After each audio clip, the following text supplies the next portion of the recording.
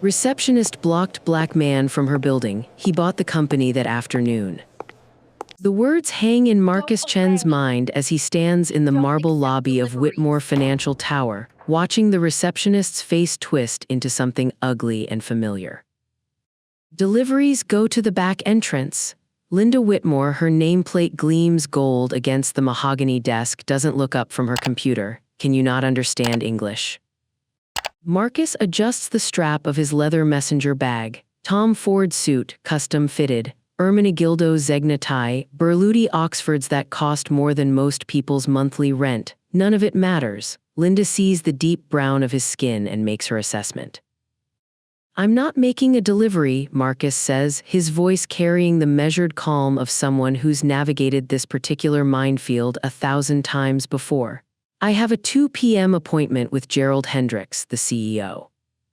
Now Linda looks up, her pale blue eyes scan him from head to toe. The contempt doesn't even try to hide itself. Sure you do, she laughs, sharp and mocking. Let me guess, you're here to discuss investment opportunities. She makes air quotes. Mr. Hendricks doesn't take meetings with walk-ins. Marcus notices details. He always has. The security camera above the desk, its red light blinking. 2 other receptionists nearby, one young white woman looking uncomfortable, one older Asian man suddenly very interested in his paperwork. Executives walking past, briefcases swinging, not one questioned about their presence.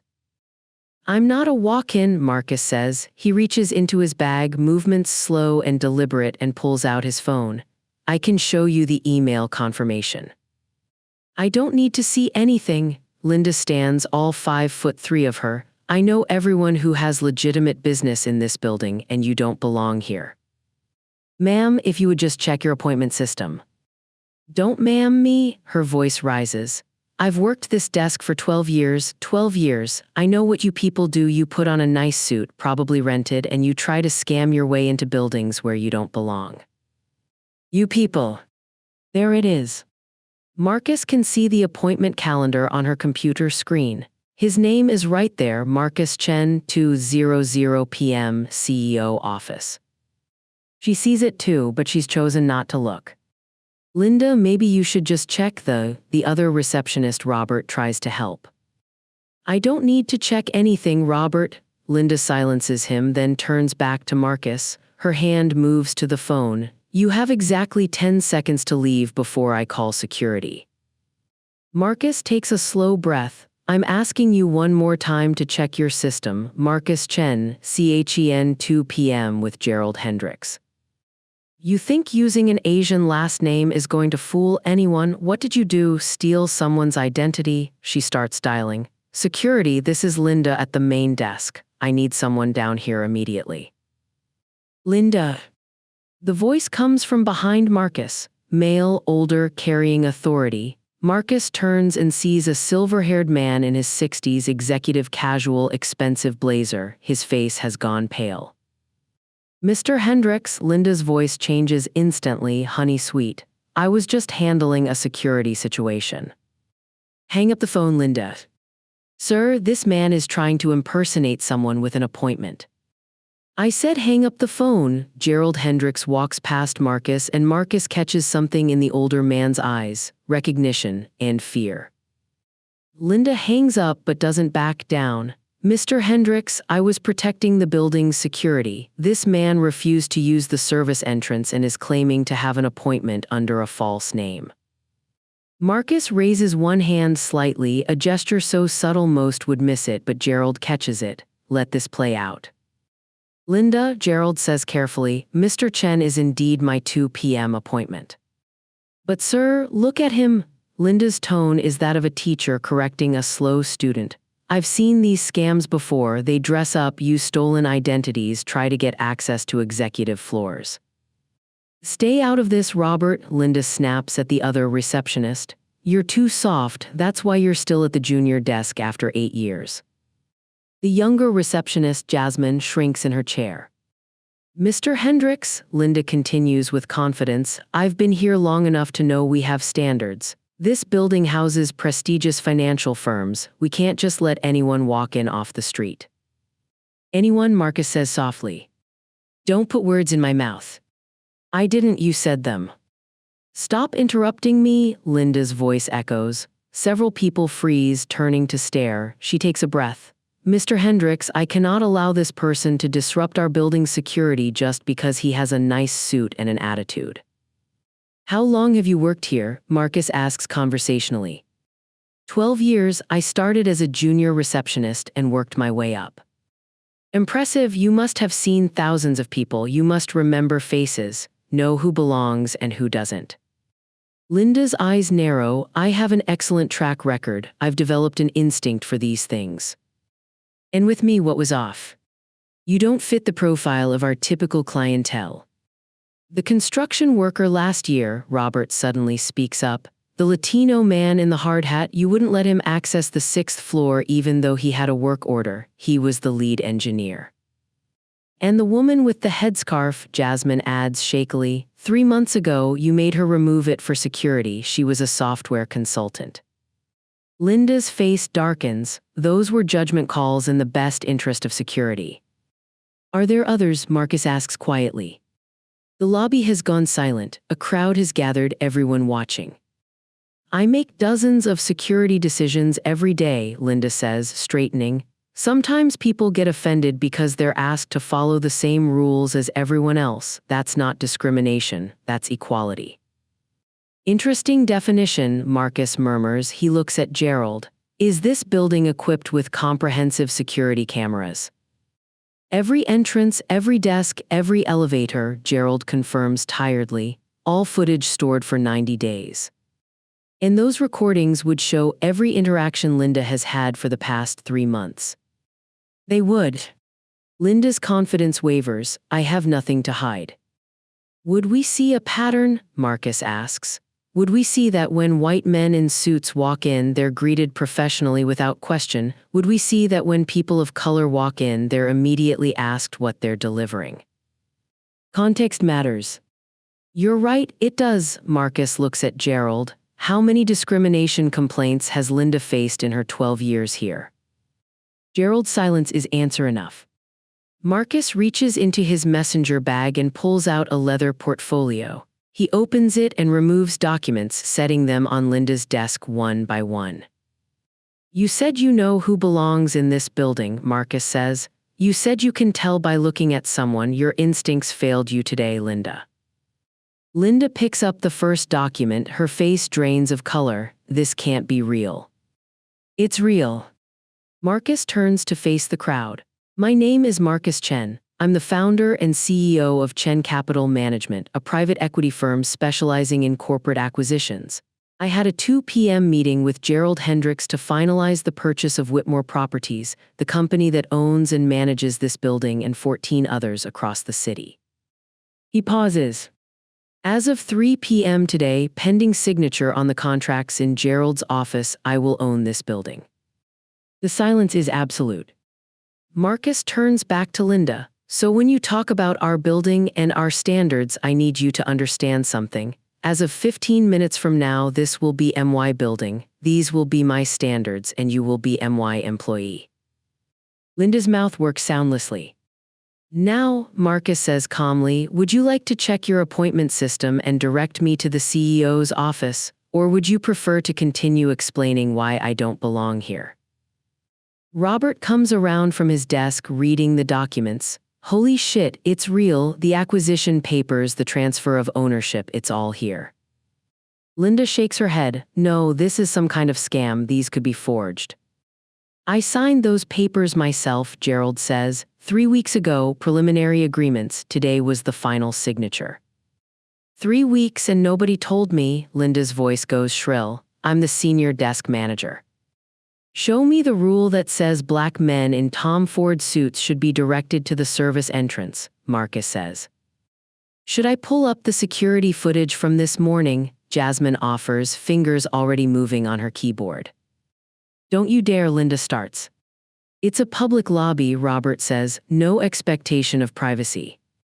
Jasmine's screen flickers to life with video footage, timestamp 8:47 a.m. It shows Linda at her desk. A white man in casual clothes carrying a cardboard box approaches. Good morning, can I help you? Linda's recorded voice is cheerful, warm. Delivery for Thompson and Associates, 6th floor. Oh, you'll want the freight elevator, but let me call up first. What's your name? The interaction takes 30 seconds, all smiles. Jasmine fast forwards, 9:23 a.m., a Latino man in a full suit approaches with a briefcase. Linda doesn't look up, service entrance is around back. I'm here for a meeting. Did you hear me? Service entrance, back of the building. Ma'am, I have an appointment. Sir, I'm going to need you to leave this desk immediately. That's Miguel Cordero, someone in the crowd says. He's a financial analyst with Sterling Group, 9th floor. He had a 9:30 appointment, Robert confirms. I checked him in after Linda sent him away, took 45 minutes. The video continues. The pattern becomes undeniable. White visitors, even casual, even without appointments, get smiled at, helped, directed. Visitors of color, even in expensive suits, even with documentation, get scrutinized, questioned, delayed. Turn it off, Linda says hollowly. I'm not done, Jasmine says. 11:47 a.m. A black woman in her 50s wearing scrubs and a hospital lanyard approaches. Can I help you? Linda's tone is already suspicious. I'm Dr. Patricia Williams. I have a 12:00 meeting. I'm sure you do, and I'm sure those are real scrubs and a real hospital badge. Excuse me. Ma'am, I've worked here 12 years. Impersonating medical personnel is a crime. I'm not impersonating anyone. I'm a physician at Northwestern Memorial. Sure you are. I'm going to need to see actual credentials, not just a costume. Gerald makes a sound like he's been punched. Oh my God, Dr. Williams, she called me after, said she'd never been so humiliated. She's one of the most respected ER physicians in Chicago. She volunteers to consult on building safety, and you treated her like a criminal. In 90 days, Robert says quietly, at least 50 incidents like this. 50, Marcus repeats, one every other day. Mr. Chen, Gerald says, perhaps we should continue this in my office. No, Marcus says, we do this here in front of witnesses on camera because this isn't just about Linda. He pulls out a laminated badge, Chen Capital Management, founder and CEO. Below that, certified minority business enterprise. I wore this to my first business meeting when I was 26, Marcus says. A VC pitch in Boston. I wore a suit nicer than any I'd owned, prepared for 3 months, had everything perfect. He looks at the badge. The receptionist told me deliveries went around back. When I explained I had a meeting, she laughed, said, honey, I've been doing this 15 years. I know who has meetings here and you ain't it. The lobby is silent. I showed her my badge. She said I probably made it at Kinko's. I showed my business card. Anyone can print cards. My ID. I should leave before she called police. Marcus's voice remained steady. So I left, went around back. Eventually someone escorted me upstairs. I was 45 minutes late. The partners were annoyed. I didn't get the funding, and for a long time I thought it was my fault. He pauses. But it wasn't, it was theirs, and it was that receptionist's fault, and every system that taught her people who look like me don't belong. Marcus pulls out another badge, Federal, with holographic security features. After that meeting, I made a decision I would never be powerless again, so I worked, built my company, made my first million by 30, first 100 million by 35, and I learned the best way to change a broken system is to own it. The Federal badge identifies him as a certified consultant for the SBA's Office of Civil Rights. For 8 years, I've worked with federal agencies investigating discrimination in commercial real estate. 47 cases. I've seen what you did today dozens of times, and every time I document it, analyze it, testify about it. He sets the badge on Linda's desk. Do you understand what just happened? In the past hour, you've provided documented evidence of discrimination, on camera, with multiple witnesses, against a federal consultant who specializes in exactly this kind of case. I want a lawyer, Linda whispers. That's your right, because what happened today isn't just grounds for termination, it's grounds for a federal civil rights investigation. Marcus turns to the crowd. I'm also a consultant for multiple federal civil rights agencies. I serve on boards of 4 national organizations focused on economic equality. And for 3 months, I've been conducting a quiet investigation into discriminatory practices in Chicago's commercial real estate sector.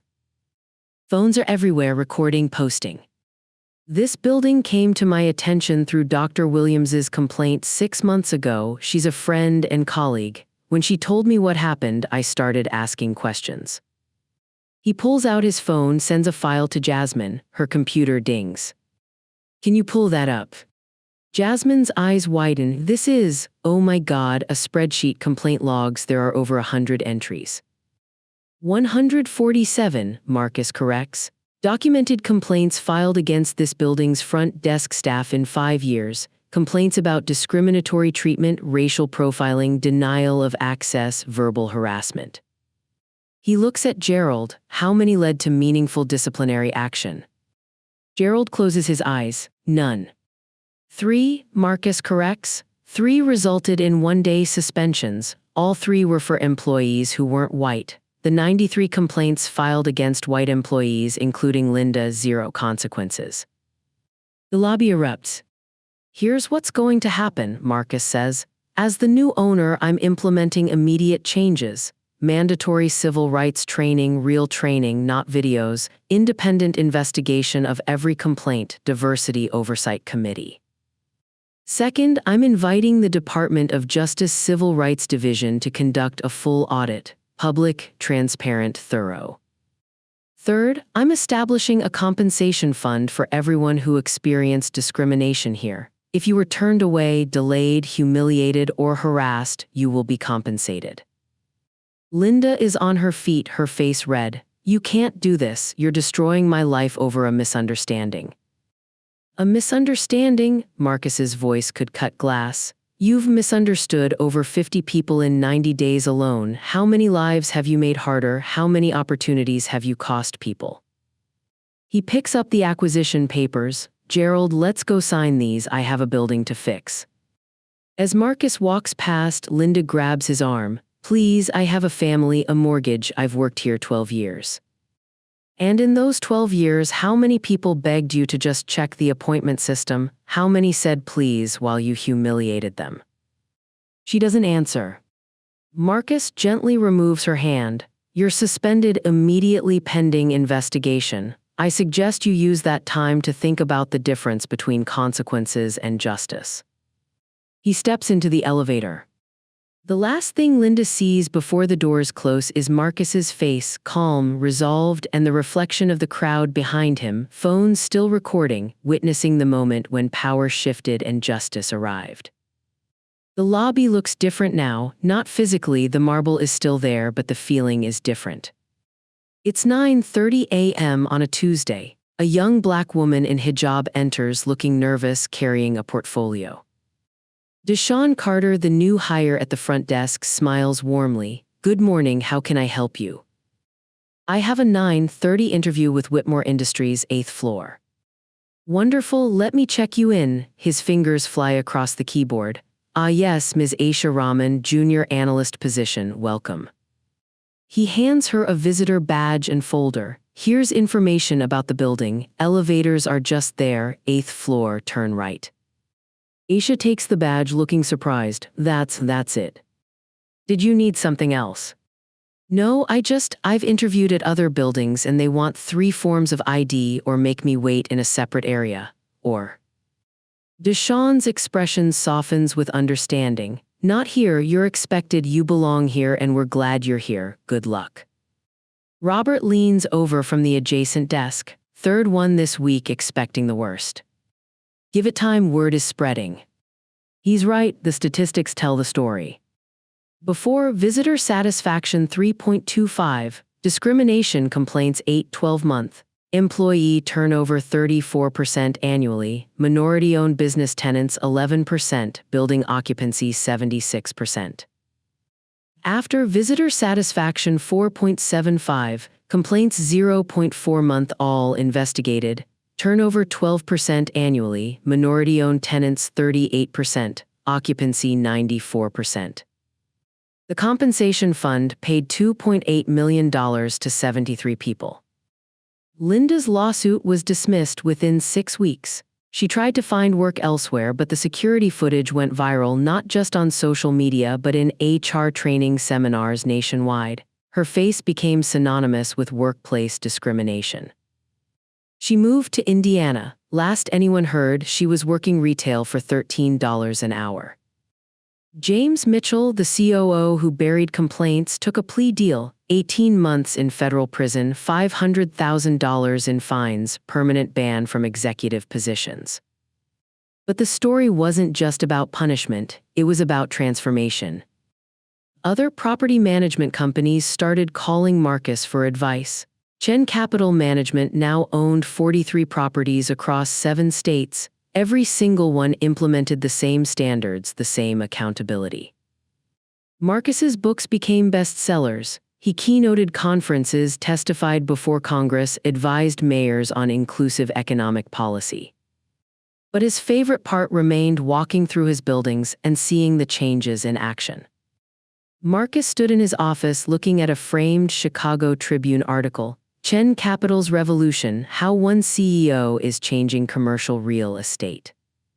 An email notification caught his attention. Subject: Thank you from an unlikely source. Mr. Chen, you don't know me, but my name is Sarah Whitmore. Linda is my mother. I'm writing to say something I never thought I'd say. Thank you for what you did. My mother raised me to see the world the way she saw it. She taught me that some people are just different, that it was okay to be cautious around those people, that how she treated visitors was common sense. I believed her. But when the video went viral, when I saw the footage and read the reports, I couldn't deny it anymore. My mother wasn't protecting anyone, she was hurting people, she was wrong. It destroyed her life, she lost everything. She moved to Indiana and barely speaks to me. When she does, it's to say you ruined her life. But you didn't ruin her life, her choices did, her bigotry did, her 12 years of refusing to change did.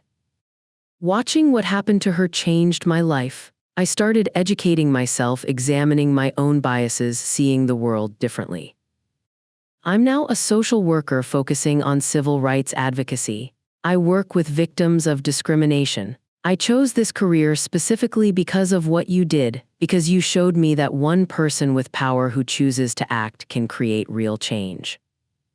My mother will probably never forgive you, she'll probably never forgive me for writing this, but I needed you to know that even in the worst of what happened, something good grew. Thank you for having the courage to do what was right. Respectfully, Sarah Whitmore. Marcus read it 3 times, then he wrote back. Sarah, your mother made choices that hurt many people, but those choices don't define you. You're making different choices, and that matters enormously. If you're ever in Chicago, I'd like to meet you. We're always looking for talented people in civil rights advocacy. The work you're doing is important. Keep doing it. Marcus. He walked to his window. The city spread out before him, buildings, businesses, millions of people, infinite possibilities. His phone buzzed, text from Robert, media trucks just pulled up, anniversary interview 1 year since the acquisition. Marcus smiled, tell them I'll be down in 5 minutes, and Robert, thank you for speaking up that day. You and Jasmine changed everything by refusing to stay silent. Just doing what was right, same as you. Marcus grabbed his jacket and headed for the elevator. 1 year ago, he'd walked into this building and been told he didn't belong. Today, he owned it. Tomorrow, he'd keep building it into something better. The elevator descended. Through the glass walls, Marcus could see the lobby below, busy, diverse, welcoming, people of every background moving through the space with confidence. That's what justice looked like, not perfect, not complete, but real, measurable, growing. The elevator doors opened. The reporter thrust a microphone forward. Mr. Chen, 1 year ago you were blocked from entering this building. Today you own it. What would you say to Linda Whitmore if she could hear you now? Marcus paused. I'd say I hope she's learned something. The harm she caused was real and the consequences were appropriate. If she ever truly takes accountability, not playing the victim, but real accountability, there might be a path forward. Not here, not in my buildings, but somewhere. And what would you say to people who face discrimination across this country? Marcus looked directly into the camera. Document everything. Video witnesses, written complaints, create a record, find allies who have courage to speak up, and know that justice might take time, but it's possible. Systems can change, buildings can change, people can be held accountable. What's next for Chen Capital? We're expanding to the West Coast, 10 new properties in 18 months, all held to the same standards. We're proving you can run profitable buildings while treating people with dignity. And we're training a new generation of property managers who understand that security doesn't mean discrimination. The interview continued, but Marcus's mind was already moving forward. Buildings to acquire, systems to reform, standards to raise. One receptionist had tried to block him from a building. So he bought the company and changed the industry. Because that's what power was for, not revenge, change. Not destruction, creation. Not punishing the past, building the future. And in that lobby where injustice had once lived, dignity now reigned. Stories like this prove that justice can win. Thanks for reading, and remember, accountability matters.